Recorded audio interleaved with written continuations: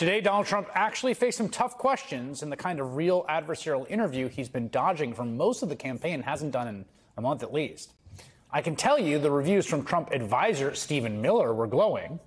Trump's Bloomberg interview with the Economic Club in Chicago was the greatest live interview any political leader or politician has done on the economy in our lifetimes, period. Wow. Got to see that. Republican nominee sat down with Bloomberg editor-in-chief John Micklethwait, who pressed Trump on a wide range of topics, especially his economic policies.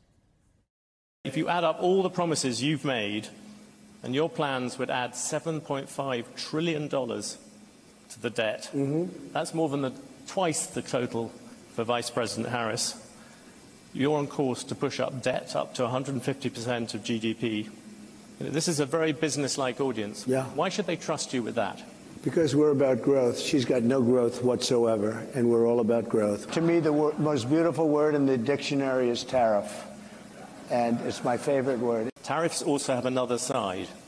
Isn't that something that you have to acknowledge? No. You could be plunging America into the biggest trade war since Smoot-Hawley. But there are no tariffs. You're going to stop. There are tariffs already at the moment. moment. There are no tariffs. All you have to do is build your plant in the United States, and you don't have any tariffs. It must be hard for you to, spend 25 years talking about tariffs as being negative, and then have somebody explain to you that you're totally wrong. Critics say your tariffs will end up being like a national sales tax. Nope.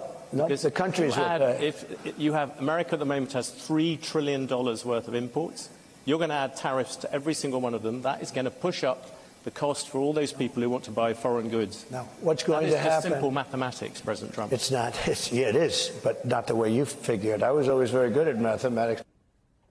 I'm joined now by Ian Sam, senior spokesman for the Harris campaign. It's good to have you on. And I want to start on that last point, which is something that I think hasn't really gotten quite as much of attention as it should. But obviously, Vice President Harris has talked about this quite a bit. She talked about the debate. How serious do you think voters should take this promise of across-the-board tariffs of 10, 20%, 100%, 500%, 1,000% coming from the Trump campaign?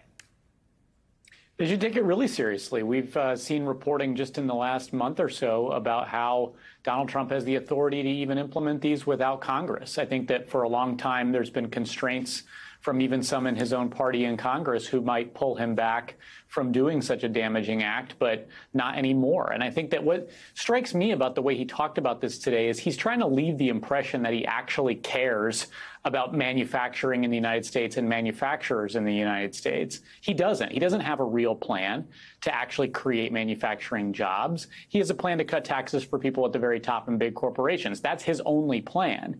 And in fact, today, he kind of showed his hand a little bit in this weird and angry and kind of confrontational interview today where he was agitated and sort of rambling the whole time.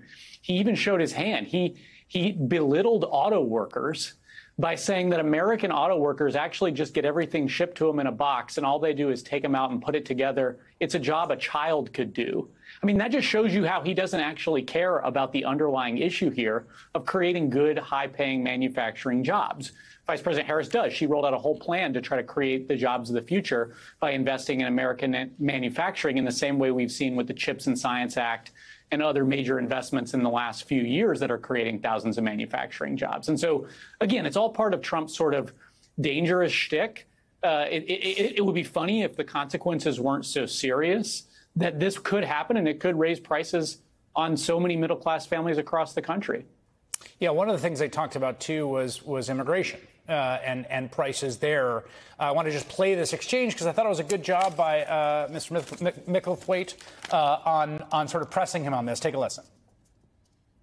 The Congressional Budget Office is banking on the fact that there'll be $9 trillion added to the GDP of America over the next 10 years by immigrants. You want to stop that process.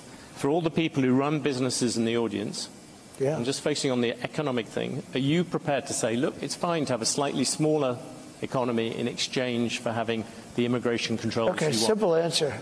I want a lot of people to come into our country, but I want them to come in legally. I don't want to have murder. So you heard that applause. This is a line I've heard from voters I've talked to who say, no, I don't like people come illegally. It's fine illegally. And Trump has been sort of simultaneously saying he's going to round up 11 million people, but that he wants to expand legal immigration, although I should say he curtailed it in his first term, just to be very clear. Do you think that's a promise voters should take at face value? Well, you mentioned that in his first term, he actually restricted legal immigration, cutting visas and things like that. And Project 2025 would go even further. It's going to make even more draconian cuts to our legal immigration system because, the guy whose tweet you showed a minute ago, Stephen Miller, runs the show, and he has made very clear since the days he worked for Senator Jeff Sessions that his agenda is to end legal immigration in America. And so these kind of ideas are exactly why you're seeing mainstream economists come out and say Donald Trump is the candidate who's going to raise inflation. 68%, I think, was the number in the Wall Street Journal's economist survey. The Wall Street Journal, hardly a liberal bastion, coming out with 68% of the economists they surveyed saying that Donald Trump's plans would create a higher inflation. These are the consequences of his ideas. He's claiming that he would bring down costs for people, but his actual ideas would raise costs for people. In the same interview today, he complained about the interest rate cut that we saw from the Fed most recently. He's basically saying, I wish Americans were paying higher mortgage rates, higher car loan rates. That's the agenda that he is running on. Vice President Harris strongly disagrees. She thinks that we need to actually invest in the American worker, invest in the middle class, create new small businesses, and bring down costs for people. And she has actual, real, concrete plans to do it. And I think the last point I'll make on this, Donald Trump, you watch him, whether it's in his weird dance fest last night, which I think maybe would be easy to laugh at, or today in this Bloomberg interview where he thought he was doing really well, but clearly wasn't. He's only talking about himself. He thinks it's all about him. He doesn't think this election is about actually helping the American people in any way, shape, or form. He thinks it's all a big show for him.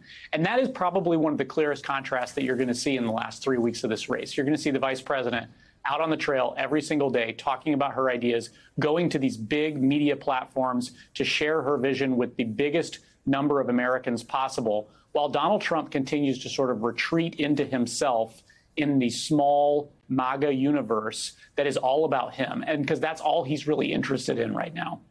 I think his ideal version of the presidency would be 350 million Americans just watching him sway to Bocelli hits on stage. If he could do it, he would. Quite dystopic for the rest of us, though. I think that's right, and possibly catastrophic, as it was once before Ian Sams. Thank you very much. Appreciate it.